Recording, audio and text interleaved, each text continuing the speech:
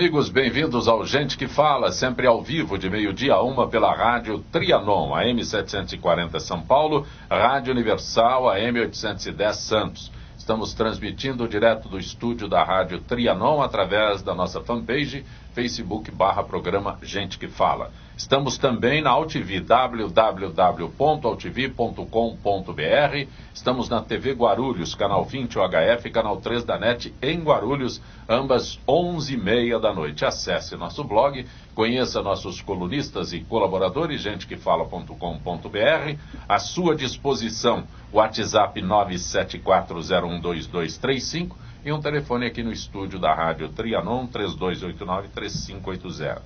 Conosco hoje a fisioterapeuta Mariângela Bizelli. Pronunciei corretamente, Mariângela? Corretamente. Prazer tê-la aqui. O que é a Tomoderm, é isso? A Toniderm é uma empresa de equipamentos, né, fabricante de equipamentos para medicina estética e fisioterapia. Já já a gente fala com mais detalhes, tá bom? Cirurgião dentista, Dr. Silvio Simeone Neto. Prazer tê-lo aqui, Dr. Silvio. Prazer é tudo. Eu preciso que o senhor fale bem próximo, Prazer senão é tudo ele não meu. vai te ouvir. Também conosco, ginecologista, doutora Maica Volpato. Prazer, doutora Maica. Prazer, obrigado pelo convite. E a psiquiatra, doutora Sônia Maria Palma. Prazer tê-la aqui, Sônia. Muito obrigada pelo convite. A doutora Sônia Maria Mota Palma é da Associação Brasileira do Déficit de Atenção. Déficit de atenção me parece... Eu sou só jornalista, né? Mas parece um termo da moda, isso? É, um termo não é da moda. Desde o final do século XVIII já se descreve em crianças... Não sou tão antigo assim. Nem eu. Se descreve em crianças que eram muito agitadas, muito desatentas, que causavam vários problemas pelo comportamento. Quando eu falo de déficit, um termo moderno, é porque é o inverso da informação que a gente tinha, né? As pessoas superativas, as crianças superativas, tinha a imagem de que eram mais atentas. Mas é o inverso disso, né? Nem sempre. Tem crianças que são hiperativas. As crianças são normalmente assim, né? Agitadas, curiosas, né? Mas quando eu sou leigo, o termo seria criança agitada. Levada, agitada, doutora Maica tem uma outra definição. Não, mas a definição é hiperativa mesmo, no Sim. sentido médico. Mas são crianças que têm prejuízo pelo seu comportamento. Não são crianças que são só curiosas, levadas ou agitadas, mas são crianças que, por conta desse comportamento, elas têm dificuldades escolares, dificuldade de relacionamento familiar, dificuldade de relacionamento com seus colegas. São crianças que são excluídas, são suspensas da escola pelo comportamento. Então, não é uma coisa que vai além do desenvolvimento normal para a faixa etária. Nós estamos no comecinho de dezembro, então estamos próximos às férias escolares, Sim. né? Tem alguma relação este período de férias escolares e a redução da hiperatividade, as crianças se tornam mais ativas? Como é que é esse período?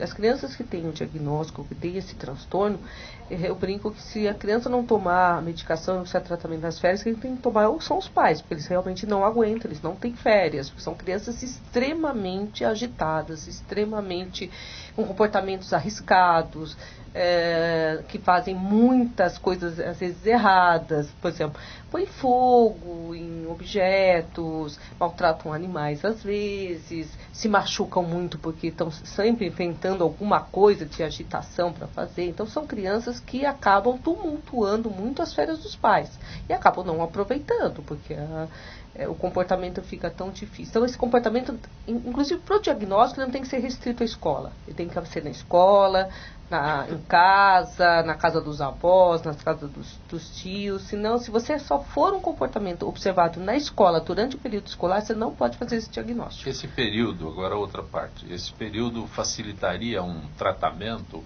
à distância da escola? Não, porque não é exclusivo para a escola, justamente isso. Se for exclusivo na escola, você não pode falar em transtorno de déficit de atenção e hiperatividade. Então, a saída da escola, às vezes, piora, porque como eles ficam em contato com os pais ou com cuidadores, a coisa é tão grave que tem cuidadores, babás, que se recusam a ficar com essas crianças nas férias. tal nível da complexidade de comportamento. O tempo da escola vai ser consumido em casa. Exatamente. Então são crianças que não têm interferência. Lógico, às vezes a escola até é um pouco melhor, né? Por causa da rigidez da escola, um ambiente mais das regras e tudo, a criança até pode se comportar um pouco melhor. Mas em casa elas são muito incomodativas, incomodam o irmão menor, não deixam ninguém ver televisão, sai, não obedece, vai no cinema, não para quieto, ninguém consegue assistir um filme. Então, são crianças em onde esse comportamento, vamos dizer, normal da idade é tão extrapolado que ele acaba tendo vários prejuízos. A ponto, por exemplo, de uma tia, tem vários relatos de consultório, né? Mas tem uma mãe que falava assim, olha, nas férias a minha irmã leva todos os sobrinhos para comer, menos o meu filho, porque ele não obedece, ele sobe em cima da mesa, ele joga o ketchup na cara do outro, então assim, não leva o meu filho, então ele fica excluído. Então são estas situações, são sobre estas crianças que a gente fala sobre o diagnóstico. Perfeito. Doutora Maica Volpato, a senhora é ginecologista. Outubro Rosa atendeu a expectativa dos médicos da saúde? Outubro Rosa acho que é um mês assim que faz lembrar todas as mulheres, né, da mama, mas muitas vezes o pessoal esquece, né, além da mama, né, tem colo uterino, enfim, que a gente também tem que fazer prevenção, né? Mas assim, acho que é um mês interessante porque a gente vê a procura maior no consultório. Eu sou mastologista, né? Então assim, eu lido, né, mastologia é a especialidade que cuida da mama, principalmente do câncer de mama, das patologias benignas também. Então, assim, a gente acaba vendo uma procura maior mesmo das pacientes, pela lembrança do Outubro Rosa, na verdade. E assim, Outubro Rosa, na verdade, o objetivo é diagnóstico precoce, né, e o autoexame, né, que é a forma que a gente encontra de fazer diagnóstico precoce e ter a cura, né, do câncer de mama, que tumores pequenos, enfim, quem faz rastreamento anual, o autoexame mensal, a gente acaba conseguindo detectar o tumor pequeno e curar.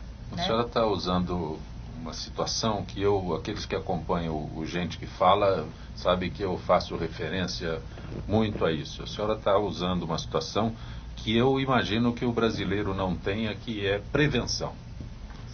O brasileiro, a senhora já conversou sobre isso no Gente que Fala, o brasileiro em si, porque a senhora está dando um quadro de prevenção, né? Fazer exames periódicos e uma vez, não sei quanto tempo, procurar o médico, não procurar, fazer o próprio exame. O brasileiro, com todo o respeito e com todo o conhecimento que eu tenho, prevenção não... A saúde pública, ela falha, né, nessa questão. Não, eu falo a conscientização do cidadão sobre a prevenção. Acho que a conscientização talvez até chega até os pacientes. O problema é a acessibilidade, né? Então, assim, o paciente sabe que tem que fazer mamografia depois dos 40, sabe? Isso acho que a mídia, né, é um veículo importante para as mulheres, enfim. Mas eu acho que o problema é a acessibilidade. Quando que essa mulher vai conseguir fazer a mamografia dela, né? Então, assim, e às vezes o que eu oriento para os pacientes? Que às vezes os pacientes falam, né, paciente, né, de saúde pública. Vai demorar, o Papa Nicolau só vou conseguir daqui 6 meses. Então, 6 meses antes, você já marca o seu Papa Nicolau, né? E você consegue ter um acompanhamento, mas você tem que se adaptar ao que a gente, né, ao que o governo oferece pra gente.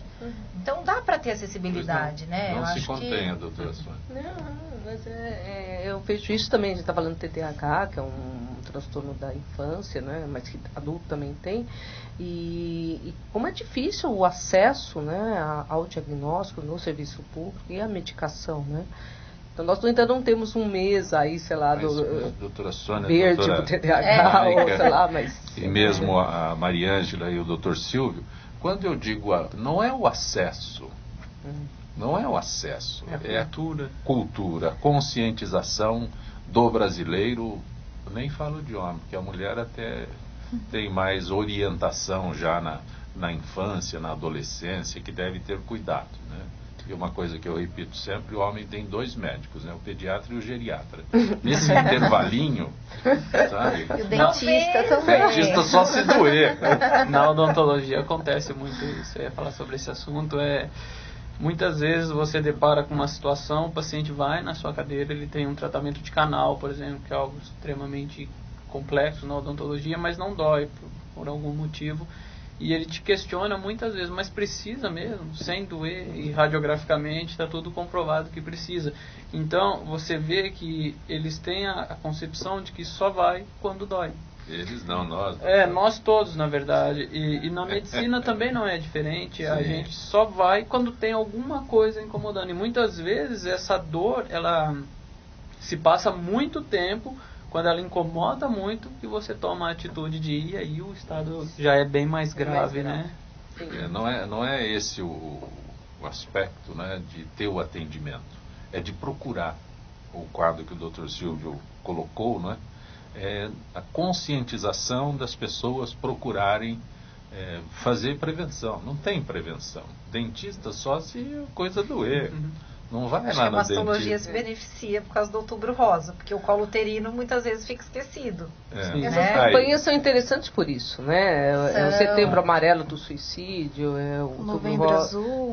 da próstata, né? Então acho que vai criando uma cultura, né, da pessoa olhar para si mesmo, né? Acho que isso é Uma lembrança. uma né? lembrança. Certeza. Vai criando um hábito, vai criando então É. A senhora falou do colo do útero, é isso? Isso. O problema, ninguém tem a campanha do Outubro Rosa, é mais sobre câncer de mama. Aí é isso que eu falo, a conscientização de que não é só o câncer de mama. Sim. Então, não procuram a senhora por outros, né? Não vão até a doutora Maica, porque tem não apenas pelo Outubro Rosa. Não sei se eu estou sendo claro com isso, onde Não, eu sim, questiono. até porque assim, eu acho que o Outubro Rosa, acho que ele chama mais atenção, porque a mulher tem medo de ser mutilada, né? Então, assim, acho que por isso que faz sucesso o Outubro Rosa. Diferente do colo uterino. O colo uterino é uma coisa né, de país subdesenvolvido, por causa da acessibilidade, enfim. E o colo uterino é a mesma coisa do dentista, por exemplo. Então, se alguém não for olhar, se alguém não for examinar o colo uterino, fazer Papa Nicolau, ele vai ficar lá. E quando for fazer diagnóstico, é um diagnóstico tardio, inoperável. Então, assim, acaba... né, mas não se fala sobre isso. Né, assim, Já a mama, como envolve a estética, isso, exatamente. que é a mesma coisa na odontologia, o dente da frente tem uma preocupação muito maior do que o dente E às vezes do o dente fundo. do fundo é mais importante Com do que certeza, por conta da mastigação. Mas, doutor Silvio, um detalhe, né? A gente está falando aqui de prevenção, e até me surpreendo a relação deste problema com o dentista, né? Halitose, mau hálito, né? E eu vou no dentista porque eu tenho mau hálito, não me passa pela cabeça procurar um dentista porque eu tô com bafo. Com certeza, muitas vezes, na grande maioria, a pessoa nem sabe que tem, porque o nosso olfato vai se adaptando àquele mau hálito e você não percebe que tem um mau hálito. Então, sim, o que faz te ajudar são outras pessoas que te comunicam sobre isso. Mas é a mesma coisa, é a prevenção e o cuidado com a saúde, porque tem pessoas que passam a vida inteira com mau hálito e vão perdendo os dentes ao longo do tempo e acha normal. Por exemplo, tem uma pesquisa que as pessoas acima de 50 anos é normal não ter dente. Então, se você usa a dentadura, dependendo da classe social, é normal você usar a dentadura a partir de 60 anos. E, na verdade, isso é totalmente anormal, porque se você tiver saúde, fazer a prevenção e cuidar, você morre com todos os dentes na boca sadios. Então, o que falta, além da informação, que eu acho que na área da odontologia tem que ter mais informação sobre isso, é também a cultura de procurar apenas quando tem dor. Não, isso é difícil de fazer de outra forma. Sim. Só quando dói que a gente vai Que lá vai atrás. além. Doutor Silvio, eu estou com uma dor aqui, não tem jeito. Tem que ser ontem, né? Tem que ser ontem. Doutor Silvio, o senhor tem horário para ontem? Que eu amanheci Mais ou menos com uma assim. dor de dente, o senhor tem um jeito de... Fez isso, é isso que eu me refiro à cultura, entendeu? A prevenção, que a gente aprende que deve, pelo menos no caso do Dr. Silvio aqui, que é mais fácil, ir ao dentista uma vez por ano. Mas o dente não dói nesse ano, o que eu vou fazer lá? Mas isso também eu falo sobre nós, profissionais, culturalmente a gente tende a querer resolver tudo, pelo menos na área odontológica, sem exames. Então o paciente, Como sem exame? o paciente chega na sua cadeira com uma dor, você vai lá, resolve aquela cárie ou aquele canal, aquele dente, e dá uma olhada superficial no resto da boca. Só que ele deve ter algum outro problema em algum outro dente que está prestes a dar uma dor, alguma coisa assim. Então você não pede um raio-x panorâmico, não faz um exame mais... Se o senhor começar a pedir esses exames, eu não volto mais. Isso que acontece. Eu fui lá só para tratar uma cárie, o senhor me arrumou um monte de coisa, eu não volto mais lá. No Brasil é assim, os profissionais têm medo de pedir exame por conta disso. Eu estou falando então de ironia, mas é a lamentável verdade que nós temos. É a pura realidade. Né? Você tem medo de pedir um exame porque o paciente vai achar caro ou alguma coisa assim, e o que era um dente, você tem que tratar um canal, você vai ter que dar essa notícia ruim para o paciente. Então ele passa a desgostar de você por conta disso. Sônia, é muito mais complicado que você pode... Aquele negócio de falar que essa criança é uma pestinha. As pestinhas ainda tem dor de dente também. Aí duplica o problema. Maria Ângela, essa época do ano é propícia às pessoas a acharem que estão mais gordinhas e querem um milagre? Chega o final do ano, o pessoal entra em desespero, né? Porque já sabe que vai engordar por conta do Natal e do Ano Novo, mas quer estar em forma no começo do ano, porque vai pra praia, tem carnaval, né? E aí entra o desespero, que a gente já começa a tirar as roupas de inverno, né? Então o pessoal começa a se olhar mais no espelho e começa a ver Mas não olha no espelho antes? Tá muito frio, né? Sai do banheiro, já veste a roupa. Não, tem pessoas que se olham, claro. Que nem precisam se olhar para perceber que precisa de uma intervenção. A situação que eu coloquei se aplica a isso também, né? Só descobre que está um pouquinho acima do peso, vou para a praia. Quando não cabe. Quando começa a ficar crítica as roupas. Não, quando vai para a praia. Ou quando você se olha assim, aqui na câmera. A câmera não é um bom parâmetro para... Não é mesmo, tomara que não seja só isso. Engana um pouco. Como é que é? Espero que seja só isso, que não seja real a gordurinha. Mas, Maria Ângela, lipossom é som? Lipossum. O que é lipossum? O lipossum ele é um ultrassom focalizado, né?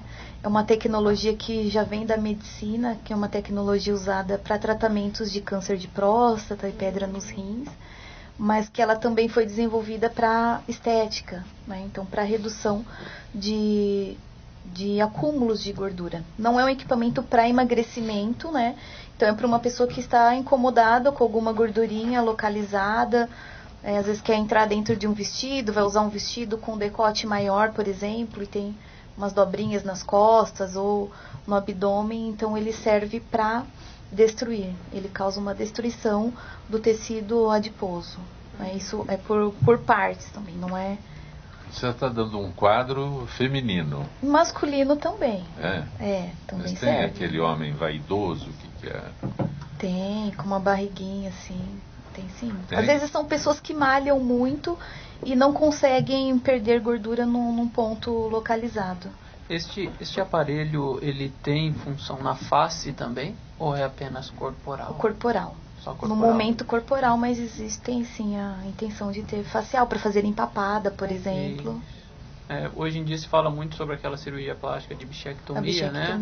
Que você remove e diminui a gordura no rosto. Só que muitas pessoas, a gordura da bichectomia não é suficiente, né? Tem mais o restante da gordura do rosto que ajudaria a diminuir o perfil do paciente. Exato. A bochecha é mais para o dentista ou o dentista faz o diagnóstico e encaminha um cirurgião plástico? Qual é a... A bichectomia hoje pode ser feita por dentistas, até porque a intervenção é feita no consultório e por dentro da cavidade oral, né? Agora, o restante das outras cirurgias, aí certamente um plástico é mais indicado. Doutor Edmo Gabriel, prazer tê-lo aqui, doutor. Muito obrigado, prazer novamente. Doutor Edmo, final do ano, a gente fica mais preocupado com o coração ou não? A gente fica porque em função das festividades existe uma mudança alimentar grande, né? Então essa é uma etapa que no consultório eu costumo orientar o pessoal a tomar cuidado, ter moderação, porque o consumo de gorduras e bebidas alcoólicas aumenta. Então eu não vou no seu consultório nesse final de ano. Não, você pode ir, será sempre bem-vindo, mas Mas que algumas gostou, né? orientações Eu já estava para a pensando saúde. aqui, aumenta a torvastatina, aumenta a civastatina, a gente faz uma adaptação. Muitas vezes a gente tem que aumentar já sabendo que vai ter um excesso, né? Mas esse é um quadro comum. Todo ano nessa época, mesmo em épocas de feriados como Páscoa, a gente sabe que o consumo de alimentos sai da média, né?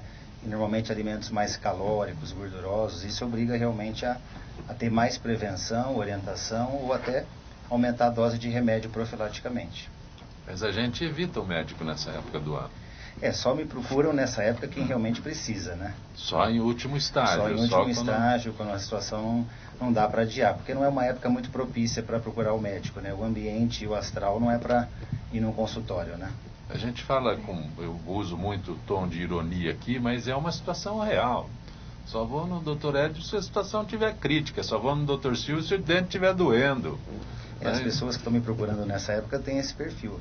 Precisa fazer uma cirurgia cardíaca, precisa de uma definição se vai ser feito agora ou não, ou tem algum sintoma mais proeminente. Outros casos estão todos remarcados ou vão vir só no ano que vem. Deixar para 2017? Com certeza. E esse... Tem uma faixa etária problemática para o coração ou não tem? Acima dos 40 anos até mais ou menos 60 é onde a gente tem visto a maior parte dos eventos. Infarto, derrame, arritmia. É uma fase crítica? Uma fase crítica onde a pessoa trabalha mais, passa mais estresse, come mais tempo, mais vezes fora de casa, se expõe mais à poluição, a cigarro, esse tipo de coisa. Isso é um quadro de São Paulo. Principalmente de grandes cidades. Nas grandes cidades nós temos brasileiros nessa situação que o senhor colocou aí. Sem dúvida. Aí eu tenho que ir na Maria Ângela para fazer o ultrassom para diminuir a gordura. A gente sabe que o perímetro abdominal ele está bem relacionado a problemas cardíacos, né, doutor? Então a gente pode trabalhar em conjunto também. Que não é só a estética que a gente trabalha, né? Como fisioterapeuta a gente trabalha com a saúde também. É pensando nisso que a Toniderm desenvolve esse tipo de equipamento. Você também vai falar que no final do ano tem que evitar a gordura? Claro. Cigarro não tem, eu não tenho problema de cigarro, mas de gordura é extremamente atraente. Vinho, mas né? o vinho é bom. Vinho, diz que o vinho é bom. O vinho Mas é a história de que o vinho é bom? Não, ele é bom realmente porque ele tem flavonoides, que são Ótimo. Substâncias que antioxidam a gordura e destroem essa gordura. Você for comprar uma caixa. Então, vamos trocar cerveja pelo vinho. Mas eu costumo até falar isso. Já que a pessoa quer beber alguma coisa, escolha o vinho. Deixa a cervejinha de lado, o uísque de lado. Mas o vinho tinto. O vinho tinto preferencialmente. Tem isso também? O vinho tinto tem uma concentração um pouco maior desses flavonoides, né? Mas isso que a Mariana falou é importante. A circunferência abdominal às vezes é o único fator de risco que a pessoa tem. Então a gente já bate o olho quando a pessoa chega e já determina, olha, aqui já tem um fator de risco, mesmo que ela seja até vegetariana, mas o fato da circunferência abdominal não estar apropriada, mesmo que ela não fume eventualmente, não está isenta de risco. Qual é a relação da circunferência da... A circunferência abdominal revela, entre outras coisas, acúmulo de gordura nos órgãos. Então, no fígado, no baço, no rim. Então, se os órgãos estão sendo comprimidos por gordura, o funcionamento dos mesmos fica mais prejudicado. Tem um parâmetro para saber se está em excesso ou não, uma medida que a gente possa ter? Isso tem variado muito nos últimos anos, mas 100 centímetros para os homens é uma medida perigosa, dali de 100 para cima, e para as mulheres em geral... 1 metro de circunferência é perigoso? Sim. E para as mulheres entre 90 e 95 já existe um pouco de crítica quanto a isso, um pouco de preocupação. Porque as mulheres não costumam ter tanta gordura abdominal como os homens, né? Então, se uma mulher tem de 90 a 95 centímetros no abdômen, é algo a se preocupar. Doutora Sônia Mota, por que essa... Eu tô pensando em pegar vitamétrica quando chegar em casa. Eu falei, ainda bem que não tem essa métrica. Porque as mulheres são mais vaidosas, mas a gente percebe que também com o passar dos anos, as mulheres ficam, né, o corpo inteira, né, um pouco mais quadrado, com a perninha mais fina. E a cintura, a parte abdominal maior. Então, você está falando que isso é um risco nessa proporção, é complicado. Mas o número em si, só para acalmar também, né, para não assustar as pessoas, o número isoladamente não pode ser o nosso parâmetro, né? Mas, claro que já chama atenção um biotipo externo que a pessoa apresenta. Tem pessoas que, por exemplo, podem ter até próximo de 90, 95 e tem uma saúde cardiovascular, por outro lado, muito boa. Então, isso depende um pouco da circunstância. Não é regra geral. Não é uma regra geral e absoluta. Né? Mas já melhorou, que era 88, a medida das mulheres. Houve uma época que a restrição era em torno de 88. Agora 90, 95 centímetros está sendo tolerado. Mas 88 para 90, doutora Maica, qual é? 95, eu já pensei no 95. Uma diferença. Estatisticamente significativa. Tem uma margem de segurança já, né? Tem, Mas, doutora Sônia, essa diferença é tão... Não, é mais uma brincadeira, mas eu acho assim... Não, mas é importante que na se verdade, você isso. tem que ter adaptar, né? Porque algumas medidas, eu não sei se essa vem de outros países, né? Nós temos que ter medidas próximas da nossa cultura, da nossa estatisticamente, né? Da nossa saúde. Né, de mulheres, a medida era 90, aí a doutora Maica falou, era 88. Vocês têm uma linguagem, né, de medicina que eu desconheço. Então eu fico imaginando 2 centímetros não faz diferença nenhuma para mim. Sabe? Faz se você for pensar em faixa de risco, se você pensar que esses são parâmetros, se você tem numa população, esses parâmetros para a população, né? Lógico, é o que ele falou, tem pessoas que têm 95 e estão muito bem, mas é um sinal de alerta, é um sinal de alerta, né? E 88 é muito pouco, na minha opinião, para depois dos 40. Depois dos 40 a gente manter 88, haja corrida, ginástica. Conosco hoje, Dr. Nelson Letísio, cirurgião plástico. Dr. Letísio, prazer tê-lo aqui, Dr. Letísio. Prazer é meu, sempre já qualquer. Exatamente no Dia Nacional do Cirurgião Plástico. Olha, Zé Copé, eu falei com o Pedro hoje, eu nem sabia que o cirurgião plástico tinha dia, cara. Fala, Pedro. Já a gente tenta um novo contato com o Dr. Letísio, não estamos conseguindo, mas é o Dia Nacional, 7 de dezembro, Dia Nacional do Cirurgião Plástico, né? Então, a Sociedade Brasileira de Cirurgia Plástica, já a gente fala com o Dr. Nelson Letísio sobre este assunto. Conosco hoje a fisioterapeuta Mariângela Biselli, o cirurgião dentista Silvio Simeone Neto, a ginecologista Maica Volpato dos Santos e a psiquiatra Sônia Mota. Conosco, participando desta edição de Gente que Fala, o cardiologista Edmo Gabriel. Por Edmo, aquela história de tomar, como é que é, aquele AS infantil, é válida ainda? É válido. Isso é uma receita simples, né? Uma medida simples, objetiva, mas tem muita validade. Mas já há uma contestação nos dias de hoje ou não? Existem algumas pessoas que têm alergia a esse produto, que é um ácido. Existe uma descrição, em alguns casos, de que por ser uma substância ácida, geraria o que a gente chama de acidose no organismo. E aí isso é incompatível, né? É uma situação que você tem que prevenir para que não haja mudança do pH sanguíneo. Mas 90% da população que tem risco cardiovascular, a partir dos 40, 45 anos, em geral, a gente tem recomendado um AS de 100 miligramas por dia na hora do almoço, junto com a refeição. Tem horário também para tomar? Preferencialmente na hora do almoço, porque absorve melhor com o alimento e irrita menos o estômago se você tomar com o alimento. Se você toma em jejum, por ser um ácido, pode às vezes dar um pouco de gastrite e a pessoa não ficar relutante em usar. Dr. Nelson Letísio, será que conseguimos conversar agora, Dr. Letísio? Agora sim, já acontece, melhor a ligação. Tá bom, né? Dr. Letísio, primeiro parabéns pelo 7 de dezembro, Dia Nacional do Cirurgião Plástico, né? É isso aí, Zé Copé. Vamos nessa, né? Vamos nessa. Dr. Letísio, aliás, é uma situação que preocupa inclusive a Sociedade Brasileira de Cirurgia Plástica, né? Os processos jurídicos em consequência de erros médicos, né? Que sim, o paciente... Pois não. Olha, Zé Copé, é uma coisa bem interessante nesse sentido, né? E uma boa porcentagem desses processos por erro médico em relação à cirurgia plástica não são cirurgiões plásticos. Entende? São outras especialidades que estão fazendo as cirurgias, vamos dizer, entre aspas, cabíveis à cirurgia plástica, né? Ao cirurgião plástico credenciado, ao cirurgião plástico que fez a especialização. A nossa sociedade, Zancopé, é uma das sociedades da medicina brasileira em que é muito bem organizada, como a Sociedade de Anestesiologia, Sociedade de Oftalmologia, Sociedade de Dermatologia.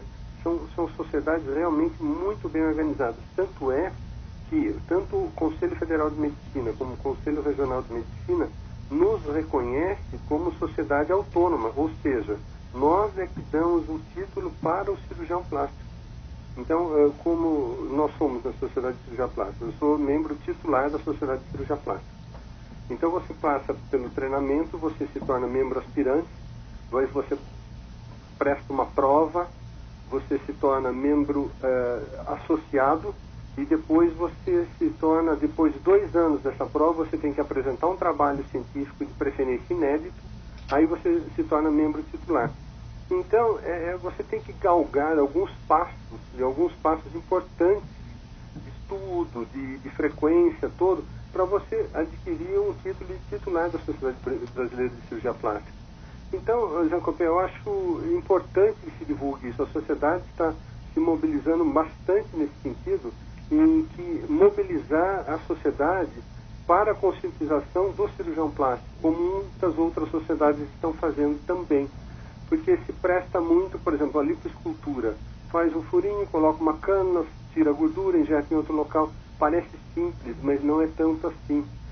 Vamos tirar a pelinha da pálpebra, então tira só a pelinha da pálpebra. Então, altera o formato do olho, a fisiologia do funcionamento da lágrima fica diferente. Então, são coisas realmente que são da cirurgia plástica. E a cirurgia plástica, Zancopé, é uma das especialidades mais amplas que nós temos. Você tem a traumatologia, você tem a cirurgia craniofacial, que faz parte, você tem o capítulo de queimado. Nossa, é bastante ampla a cirurgia plástica, não é só estética. Mas aí eu vou voltar no senhor aí para... O senhor fala o senhor dá uma informação muito interessante, né? Quando já se acusa logo o cirurgião plástico, mas é o periférico que, na verdade, é o problema, né? Como proceder numa situação dessa, doutor Letísio? Olha, Zancopé, o paciente que queira ser submetido a uma cirurgia plástica e não conhece o profissional, é muito simples. Entra no site da Sociedade Brasileira de Cirurgia Plástica e tem todas as informações de todos os médicos associados a ela. Então, é muito simples. Então, isso não é um salvo-conduto que o paciente irá ter todos os... não haverá problemas na cirurgia. Não é. Mas é um grande alento já na direção certa. A paciente já está começando a se direcionar no norte verdadeiro, entende?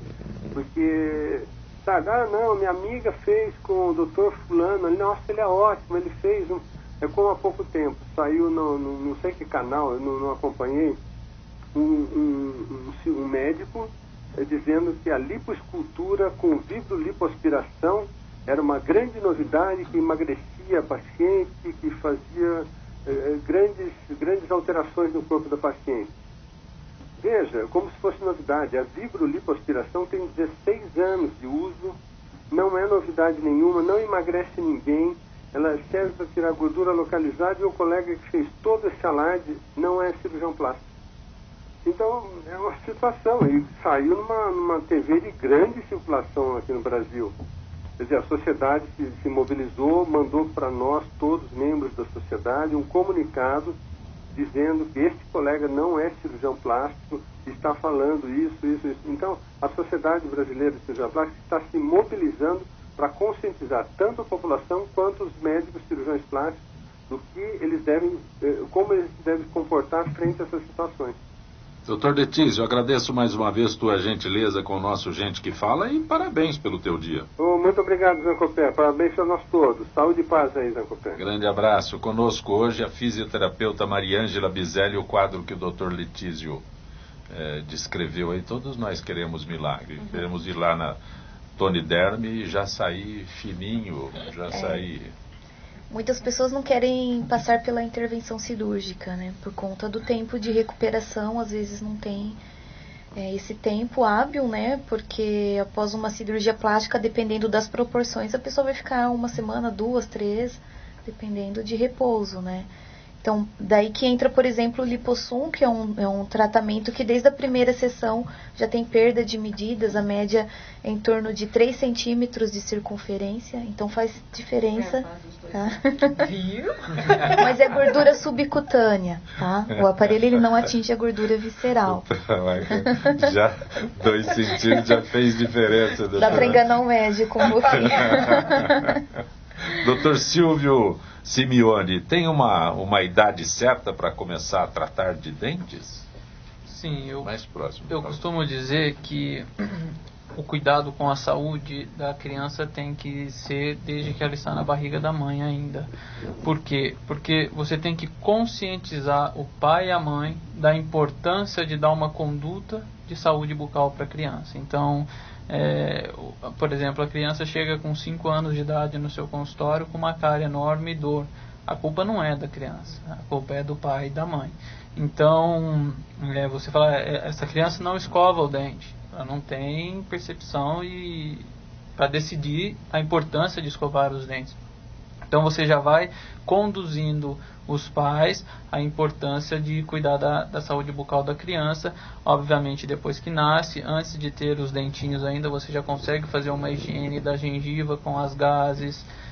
Depois que começam a nascer os dentes, você já consegue escová-los. Então, eu costumo dizer que antes mesmo de nascer, já tem que ter um cuidado com a saúde bucal. E dá trabalho, né? Porque criança não gosta de escovar dente. Então, assim, toda noite, meu filho tem 8 anos. Escovou o dente? Sim. Posso checar? É assim. Não. Mas... Então, assim, dá trabalho, né? Porque eles não gostam, você vai escovar, eles se irritam. É justamente então, isso. Então, assim, é um trabalho de... Como dá trabalho, muitas vezes os pais transferem essa responsabilidade para o filho. Para eles mesmos. Isso mesmo. Eu queria falar aqui sobre esse assunto. É interessante as crianças que tomam medicamento, né? No meu caso, as crianças desde pequenas, muitas crianças precisam tomar medicação que muitas vezes afetam, né? O esmalte, ou afetam a dente, a qualidade do dente, né? A salivação, e o quanto é importante, né? Agora eu vou incluir nas minhas orientações a visita regular ao dentista, porque eu acho que é importante. Eu não me dei conta agora que você falando da necessidade. É uma disciplina bastante, né? As grávidas. Para orientar os pais. Orientar os pais que crianças que tomam medicamento, adolescentes que tomam medicamento, tem que redobrar a atenção ao dente, porque algumas medicações elas afetam diretamente o esmalte, e com isso deixam o dente mais vulnerável a cáries, a outras questões, né? O aumento do tártaro, outras questões. Então, é importante na psiquiatria, né, também a parceria com a parte odontológica, né, da parte dos dentistas, tal, e fazer uma orientação para que eles procurem mais frequentemente o seu dentista. Até porque essa criança que já passa por um tratamento, se ela tiver muitas dores, problemas sérios com a odontologia, isso eu acho que acredito ser um agravante para o comportamento dela também. Nos autistas isso é muito importante, né? As crianças muitas vezes, como não falam, a única expressão que ela tem quando elas têm dor é uma piora do comportamento. E a grande questão, às vezes, da alteração do comportamento do autista, a causa mais frequente são problemas dentários. Doutora Maica Volpato, a senhora tem fã-clube no Facebook. Eu? A Marta Levorim, Luciana Rodrigues e a Nadir Jacinto estão parabenizando através do Facebook. E outros que se manifestam também, Sandro Velo, Marcela Prado Martins, cumprimentando a todos que estão participando desta edição do Gente que Fala. Doutora Sônia Mota, Carla do Morumbi pergunta à senhora se atualmente há um excesso de vontade dos pais de diagnosticar o problema dos filhos. Não entendi direito aqui. Na verdade, isso é uma discussão. Se nós estamos aumentando o número de diagnósticos... Ela complementa que as crianças têm problemas comuns, mas os pais querem atribuir a esse problema a uma doença. Essa é uma discussão muito importante na psiquiatria infantil, até onde vão os transtornos mentais na infância e até onde é uma questão de falta de limite, de pais não presentes, alta expectativa aí em relação às crianças e de comportamento. Mas o que eu falo sempre é o seguinte: ao mesmo tempo nós melhoramos muito a nossa capacidade de diagnosticar os transtornos mentais, né? Nós temos mais conhecimentos. Então, é importante que na suspeita, se isso é um quadro de um transtorno mental ou se isso é uma questão comportamental, tem que procurar a ajuda de um especialista. Né? Por exemplo, um psiquiatra infantil, um psicólogo muito bem formado, eles vão poder ajudar esses pais a diferenciar o que é transtorno mental do que é só uma questão comportamental, questão evolutiva da criança. Doutor Edmo Marcos de Pinheiros pergunta aqui uma receita que eu gostaria de saber mesmo. Como fugir do estresse ou pelo menos amenizar os seus efeitos na vida moderna? Tem receita para isso? Essa é uma receita que, se eu conseguisse idealizá-la, seria... Você vai dizer que tem que fazer exercício, tem que evitar cigarro, que mais? Comida gordurosa, tudo isso. Talvez para fugir da resposta comum, a resposta comum seria essa, né? Fazer exercício, parar de comer gordura, parar de fumar. Mas eu acho que, eu costumo falar muito isso no consultório, é mudar a nossa mentalidade de vida. Aí até a doutora Sônia, certamente no dia a dia, ela vive isso também. O ser humano, ele entende que ele deve absorver todos os problemas, que ele deve resolver tudo. Mas é gostoso falar que tem problema. É gostoso, e aí o escape acaba sendo qual? O vício, né? Comer errado, fumar. Estive com uns amigos nesse final de semana, então a disputa era para ver quem era um doente melhor, né? Aí ganhou um lá que tinha feito transplante de rim. Né? Então, nessa linha. Então, eu acho que talvez o maior segredo é uma receita mais romântica, mais filosófica, que é mudar a mentalidade de vida, enfrentar as coisas com mais naturalidade, saber que nós temos limite.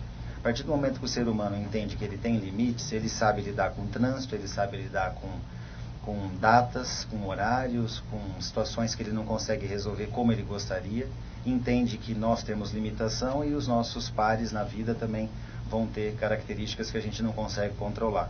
Acho que acima de tudo isso, e em paralelo, claro, a questão orgânica, de não comer gordura, de fazer um pouco de exercício, mas se a mente não tiver... O que é bom, né? Então a mente tem que estar realmente sã, isso não é um exagero, ela tem que estar sobretudo sã para poder harmonizar com o equilíbrio do corpo. Por favor, doutora Sônia. Que tem a ver com a pergunta que foi feita para mim. Isso é uma coisa que a gente está vendo muito nas crianças. As crianças estão ficando muito estressadas.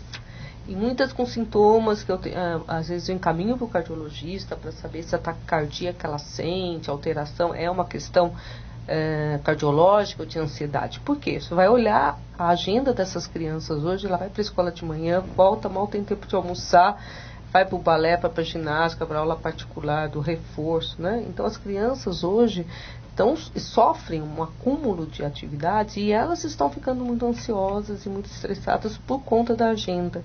E muitas vezes com sintomas que parecem sintomas cardiológicos importantes. Então acho que vale agora também para as crianças, que eu fico projetando o que essas crianças vão ser daqui a 30, 40 anos, né? Como é que o organismo dessas crianças vão suportar tanto estresse, né? Dr. Silvio Simeone, Luciana da Bela Vista pergunta: a partir de que idade uma criança deve usar aparelho para corrigir os dentes? Existe uma idade específica para essa indicação? Não existe uma idade específica, o que existe é qual problema a criança tem. Então, tem alguns casos que a gente coloca aparelho até a partir de 4 anos. É claro que isso depende muito da colaboração. Às vezes a criança não deixa você colocar o aparelho, ela não usa, então obviamente nessa fase não vai resolver nada. Mas existe uma cultura também, principalmente no Brasil, que se coloca aparelho a partir de 11 anos, 12 anos. Isso é mito. Alguns casos sim, são indicados você esperar a criança crescer um pouco para colocar. Agora, o quanto antes você levar ao dentista, é melhor para ele diagnosticar e entrar com o aparelho na fase certa. Então tem, como eu disse, tem criança que entra com 4 anos, 5 anos, 6 anos, e tem criança que o certo é esperar um pouquinho. E os adultos hoje que procuram os aparelhos? A gente vê Não, alguém já eu costumo dizer que não existe usando aparelho? Eu costumo dizer que não existe idade para colocar aparelho. Existe um fator que limita, é saúde bucal. Então ele pode ser um idoso com a saúde bucal satisfatória. Então esse paciente pode sim colocar aparelho. Ele pode ser um jovem com a saúde bucal irregular e está contraindicado usar o aparelho. O que é saúde bucal irregular? Por exemplo, a presença de cáries. Uma doença muito comum que causa muito mau hálito é a periodontite, que é o acúmulo de tártaro em volta dos dentes, aquele sangramento. A grande maioria dos brasileiros tem esse problema.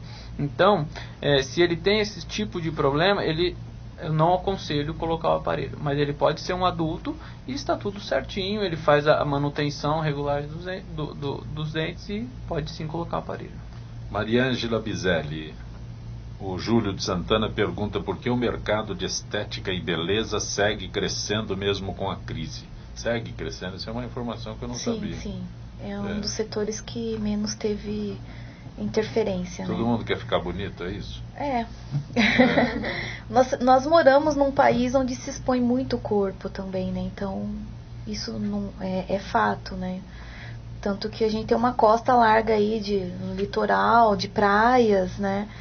E mesmo em grandes cidades, chega final de semana, todo mundo quer ir pra praia, quer expor o corpo, né? E é um setor, assim, que tem muito profissional migrando, né? De outros setores, indo para a estética também, porque é um nicho de mercado que tem crescido realmente no Brasil. Na odontologia mesmo, o Conselho Federal de Odontologia aprovou o uso de alguns procedimentos estéticos orofaciais, e isso fez com que crescesse mais ainda a procura por tratamentos estéticos, né? As pessoas se preocupam muito, né, com a beleza.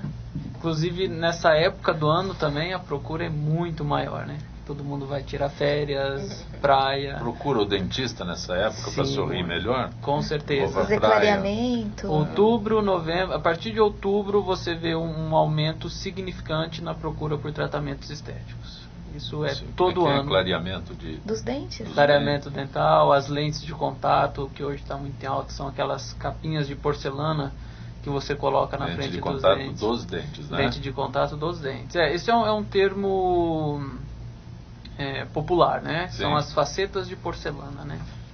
Então, que é um tratamento muito estético. Doutora Maica Volpato, eu me dirijo a ela, mas se os outros quiserem se manifestar, o Supremo Tribunal Federal julga nesta semana a ação direta de inconstitucionalidade que impede a abertura de processo e a prisão de mulheres que interromperem a gravidez por estarem infectadas pelo vírus da Zika. Qual é a análise que a senhora faz disso? É meio complexo, né? Sim, porque sim. envolve o aborto em si, né? Não só pelo Zika, mas hoje, né, a gente está autorizado, né, em caso de estupro, tem algumas situações que microcefalia não, anencefalia, então tem hoje em dia tem algumas aberturas. Agora, o Zika entra naquela questão, a criança é diferente do anencefalo, que não tem como sobreviver, né? Então, assim, o Zika entraria nas malformações em geral, né? Então, assim, se você abrir precedente para Zika, você vai ter que abrir precedente, acho que para outras patologias, né? Então, assim, é muito amplo, acho que entra a religiosidade, entra a parte operacional, entra, né, uma série de coisas. Vamos ver o que o pessoal vai resolver. Mas... Quer se manifestar, doutor Edmo, doutora Sônia, Mariângela? Eu queria fazer uma pergunta. Só o fato da gestante ela estar infectada com o vírus, necessariamente o bebê ele vai nascer com problema? Na verdade, aí depende de quando ela for exposta, né? Então, assim, uma exposição mais precoce vai ter uma lesão maior, né, do sistema nervoso central. Uma contaminação um pouco mais tardia, que de repente já o crânio já está com uma... Claro, vai ter lesão? Vai. Mas, assim, às vezes uma lesão menos grave, né? E daí que entra, como que você vai avaliar essa sequela, né, intraútero se for uma infecção tardia, por exemplo. Né? Então, assim, o aborto, teoricamente, a gente considera abortamento na obstetrícia abaixo de 20 semanas de gestação, que seria mais ou menos 500 gramas. Né? Então, assim, isso a gente considera aborto. Então, por exemplo, nasce uma criança com 400 gramas, tá, é um abortamento. Passou de 500, daí já é um recém-nascido mesmo, um natimorto, enfim. Daí tem que fazer funeral, então assim, muda completamente a abordagem, né? Então a gente tem esse corte, né? Agora, em termos de abortamento, que seria mais, vamos pensar assim, mais seguro, né? Não sei se essa seria a palavra, que assim, acima de 12 semanas de gestação, o embrião já tem parte óssea, né? Então assim, acaba sendo um pouco mais diferente, né? Uma gestação até 12 semanas, você consegue fazer uma curetagem, você consegue uma coisa mais resolutiva. Uma gestação mais tardia, né, entre 12 e 20, que entra nesse período, aí você tem que induzir um abortamento, esperar eliminar o embrião, para daí fazer a curetagem. Então, assim, né, acho que a discussão ela é ampla, inclusive até nessa parte, até quando a gente vai permitir. E as crianças que vão ter, né, sei lá, 700 gramas, uma criança de 28 semanas que é contaminada e de repente começa a ter a parada de desenvolvimento cranioencefálico, enfim. Porque não tem a questão só do crânio, né? Tem a lesão cerebral mesmo, de funcionamento, enfim. Então, assim, é difícil no intraútero a gente conseguir ter uma avaliação, tirando a parte, né? Claro, tem a parte, né, óssea, então é óbvio que vai ter lesão, mas e a parte que não tem lesão óssea? A gente não vai conseguir, acho que talvez, né, num curto período de tempo, avaliar, né, a gravidade da lesão. Talvez o aborto não seria a solução para esse caso.